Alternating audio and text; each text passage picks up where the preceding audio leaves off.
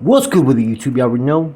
Big Flocko with the comics perspective, and I'm gonna smash, dash, slide on through with a little bit of energy. Please hit the like, subscribe, comment, do all those things to help support this channel, and hit that bell notification for future fire content. As you can tell by the title and thumbnail, there's been a little bit of debate about this subject, man, but I'm gonna narrow it down for you guys so you guys have a better understanding about the first Sureños or Southsiders in San Jose, which I think in Northern California were probably some of the first, recognized, Sureño Barrios that came out in the 80s and 90s, really strong, was in San Jose. Now, people have different theories about how they started and, what the first Sureño Barrio was and whatnot. Well, as we already know, there was a gang called VST, Vickystown, which is still active today down south, right? And Vickystown became a chapter type of gang where they had chapters in different cities. San Jose being one of them, Stockton being the other one. And when they hit San Jose, Vickystown became one of the bigger gangs out there. You had Pachuco Town, you had Horseshoe, you had Balmas, you had all these different barrios, right? But Vickystown was up there as one of the bigger barrios. Now they had members on the east side, south side by Seven Trees, west side, even on the north side. Vickystown was a gang. Now, as many went to prison in the late 70s and early 80s, a lot of the north-south was starting to be pushed behind prison walls. So individuals were coming home that were part of Vickystown, and there was pretty much a big dilemma that was going on out there, man, because you had a lot of individuals who had migrated from Southern California back in the days, from LA, moved to San Jose, were part of Vickystown, okay? And these were individuals that weren't gang members for Vickystown down in Los Angeles. They were gang members that became Vickystown while they were in San Jose.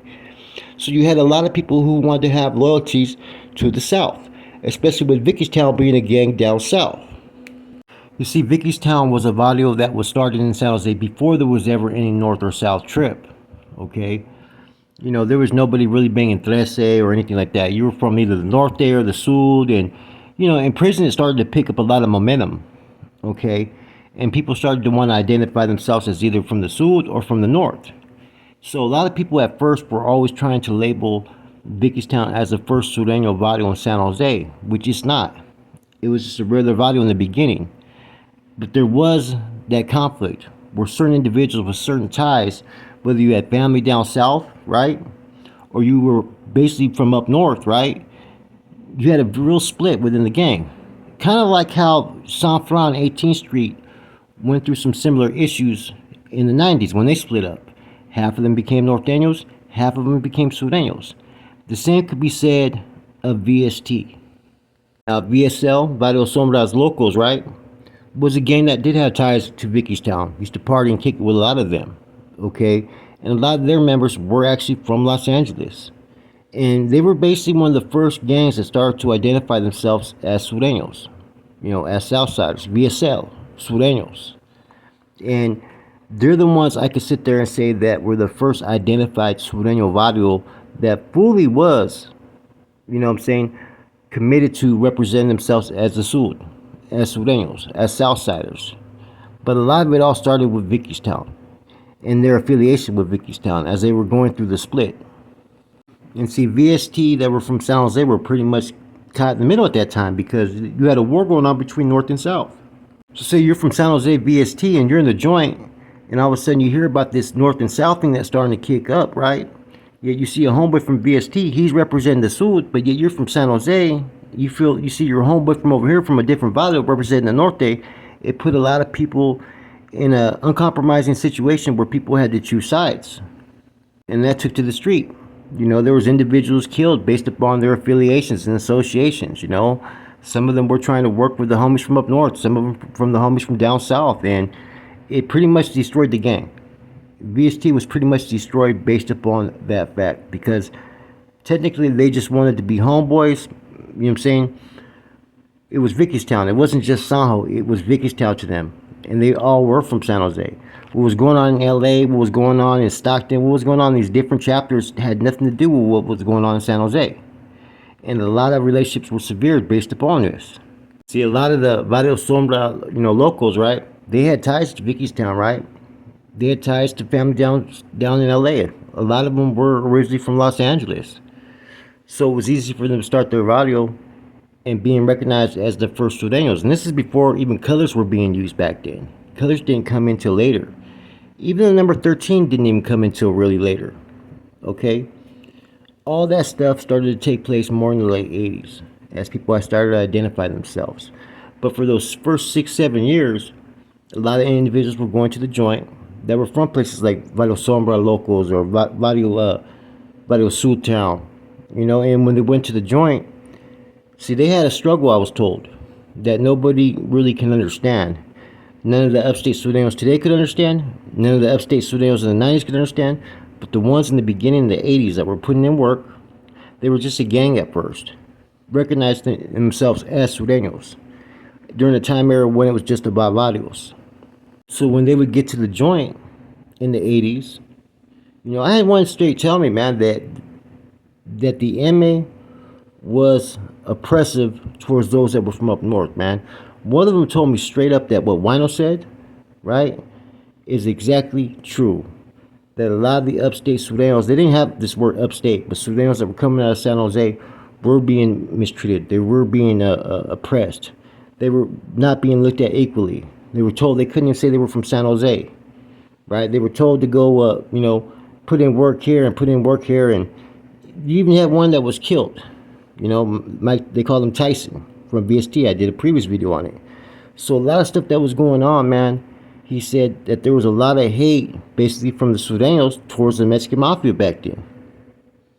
Then on top of that, being attacked by the Norteños, you know, out there in the streets and in the county jails and prison and whatnot, man, they were catching the blues. It was really hard for them, you know, and there was a lot of those that, you know, held it down for the barrio all throughout those years. You know, and that originally these barrios weren't just like Sudanos just out of nowhere from Mexico claiming to be Sud. You know what I mean? It wasn't like that. A lot of them were Chicano. Yes, there was a few from Mexico, right? But there was a lot of misconceptions during the early years of the 1980s. An original Southsider right from San Jose told me that, you know, during the late 80s, early 90s, there was like a recruitment frenzy, right? And there was also hoods that were established themselves because they were copycatting other barrios. That's how you had a whole bunch of different Sureño barrios, right? And he said that's why you had a lot of Sureños that were paisas, that just came from Mexico, right? That didn't understand the life and at times would make them look bad. You know, he admitted that there was those that would sit there and fucking run when there was battle or, you know what I'm saying, tail on Norteños back in the late 80s and early 90s. You know, it was a different time era. He said once everything changed, right? And, you know, all the barrios started being, you know, forced to represent the Trece and change the titles of certain gangs. He said that's when they were able to actually clean house from those that were just trying to fake it till they make it or just were there for protection, you know. He said in the early years, there wasn't a lot of them, but the ones that they did have, they had like a togetherness, a carnalismo, a respect for one another because they knew what they were against. They knew that they were against, you know, a whole bunch of Norteños that did not like them and their barrios out here. He knew that once they got to the joint, that they weren't going to be given the same respect from the big homies from down south. They were basically an entity that was there but not recognized and not given the respect. And it makes sense, but you got to remember the late 80s, early 90s, what was going on. All those movies came out, Colors and whatnot. So everybody wanted to fucking sit there and gangbang. So you had people that were coming into this country that naturally felt the need to gangbang. Some joined existing hoods, like I said, to fit in or for protection, right? And some just started their own gangs, you know. That's how some gangs just started, you know, with a bunch of kids, and next thing you know, it grows. Now, I want to go back to the early years real quick, though, and talk about VSL. Now, Barrio Sombras Locos, like I said, was a barrio that was around before there was the north-south trip. They did take on the Sur handle. The first Sureño barrio that started with the intentions of being a Sureño barrio was VST, Barrio Town. And if you notice, VSL had a lot of influence and they used to rock and ride together, you know? Like I said, a lot of them, you know, came out of YA after doing time in the early 80s. And that's when VST was basically formed by a few individuals. I find it kind of interesting, right, that some of the teachings that, you know, the NF has put out there for the Northerners and Norteños about the history, and the oppression and whatnot from the Mexican Mafia and MA, that one of the main groups that this was being done to in the early 80s was the actually Sureños that were from Northern California. This comes right out of their mouth. There was a lot of hate. There was a lot of distrust. There was a lot of, calling them plastics and fakes, and you know, they were being mistreated by them. But at the same token, they weren't being accepted by the NF because they were Sureños. Therefore, they were in a fucked up situation that if you were a Southsider from San Jose or any town up north, right, you were in for a fucking long haul, and it was gonna be fucking really rough if you made it or not. That was to be determined. And that issue with Tyson, true story, man. And however it was tried to be spun, they feel, the people from that era feel that the only reason why he was hit and killed was because he was black. And based upon the fact that he was a Southsider from San Jose, they weren't looked at on an equal playing field. Therefore, since the two individuals that were there, I think one of them or both of them, had a lot of hostilities towards blacks. It was an easy call for them to make. Have him hit, kill him. And that's exactly what happened.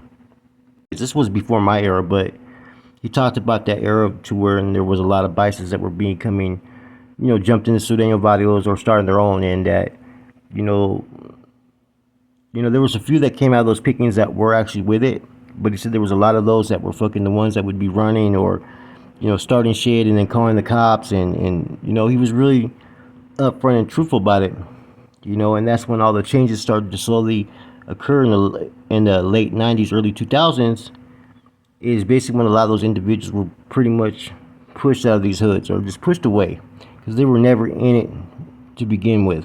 All the upstaters today, man, there's a lot of different history and, how the Southsiders, originated and the struggles they went through. And, like I said, things change. As society and groups around us change, everyone else changes as well. So it's kind of interesting to see where does the Southsiders from up north go from here, because I'm already seeing it, man. It seems like down south, right? And I talked to this with the original South City, right? From San Jose. I said it seems that the Southsiders from LA only want to back up the Southsiders from up north, or only want to include them when it benefits them or when they need them. And that's the same how it always has been.